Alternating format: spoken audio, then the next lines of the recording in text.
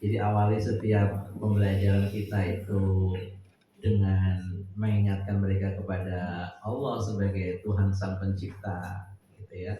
Awali dengan doa-doa yang selalu dipanjatkan, gitu ya. Maka dari situlah nanti akan tumbuh karakter sosok anak-anak kita yang religius seperti yang diinginkan, sehingga nanti akan berdampak pada sebuah kualitas pendidikan yang unggul.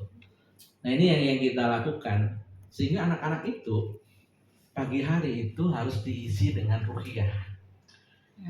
Ya, jadi jiwanya itu harus ditenangkan. Kenapa banyak anak-anak usia SMP terlibat dengan geng motor, bahkan tega bunuh orang? Itu karena jiwanya nggak tenang.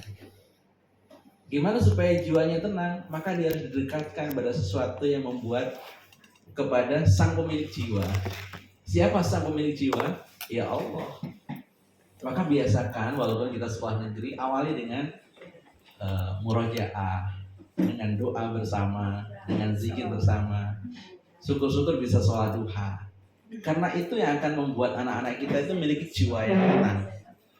Sama dengan pemikiran tadi, jiwa yang tenang juga akan mempengaruhi bagaimana karakter anak kita. Ya, kalau ini kuncinya adalah good feeling, great action, kemudian dampaknya adalah exponential result. Jiwa yang tenang yang dimiliki oleh anak kita itu akan berdampak bagaimana perilaku belajarnya. Kalau jiwanya tenang, maka perilaku belajarnya akan baik. Kalau perilaku belajarnya baik, maka dia akan jadi anak-anak yang berprestasi. Kenapa Bu Desi ini berprestasi? Karena salah satunya jiwanya tenang. Jiwanya tenang. Karena ada suami yang menenangkan jiwanya. Betul. Karena suaminya selalu berdoa pada Allah, ya Allah tenangkan istri saya. Luar biasa. Tepuk tangan dulu Pak untuk suami yang luar biasa ya. Ya, jadi intinya itu ya. Ini untuk semuanya, bukan untuk Pak Aziz saja. Artinya awali pembelajaran kita itu dengan sesuatu yang membuat jiwa anak-anak kita itu tenang. Ya, tidak ada hal yang membuat jiwa anak-anak kita itu tenang kecuali untuk mendekatkan diri kepada sang pemilik jiwa. Meskipun sekarang orang banyak yang sesat untuk mendapatkan ketenangan, ya. Kenapa Bapak Ibu itu begitu bangun tidur yang dicari HP? Kenapa kita itu kadang-kadang ya nggak terasa, padahal awalnya pengen buka WA, tiba-tiba muncul notifikasi Facebook, akhirnya kita buka status Facebook teman kita. Betul. Nggak terasa tahu-tahu udah 1 jam.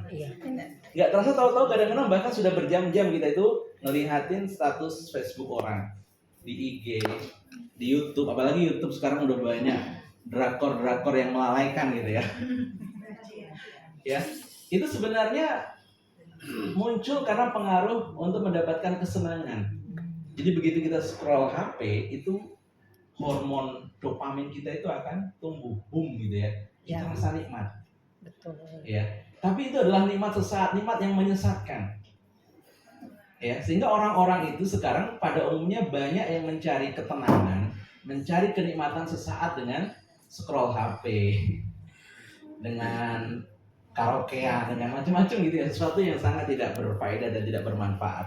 Maka sekarang bagaimana caranya kita membangun ketenangan jiwa anak-anak kita dengan cara mendekatkan diri pada sang pemilik jiwa, yaitu Allah Subhanahu wa Ta'ala. Nah itu ya untuk Pak Aziz dan semuanya. Kemudian apresiasi untuk Bu Emma ya, apa yang beliau sampaikan tadi benar ya, bahwa karakter itu menentukan segala-galanya. Kesuksesan anak-anak kita, murid-murid kita itu bergantung pada karakter yang kita tanamkan saat ini. Kita menjadi seperti ini itu karena karakter yang terbangun dalam diri kita. Bu Emma tadi sudah sampaikan beliau bisa seperti ini itu karena karakter yang dimiliki. Walaupun bagaimanapun kondisinya, sebagaimana tadi yang sudah kita bahas dalam materi sebelumnya, beliau adalah orang yang punya keyakinan bahwa dia mampu dan sanggup menjadi seorang pemimpin di kota Bengkulu ini. Sehingga kudrallahnya beliau ditakdirkan oleh Allah menjadi seorang pengawas. Pengawas itu kan yang membimbing para kepala sekolah. Kedudukannya lebih tinggi dari kepala sekolah.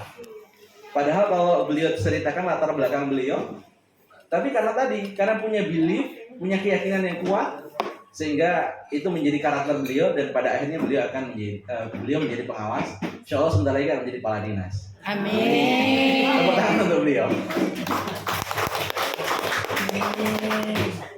Masih panjang. Susah nemuinnya.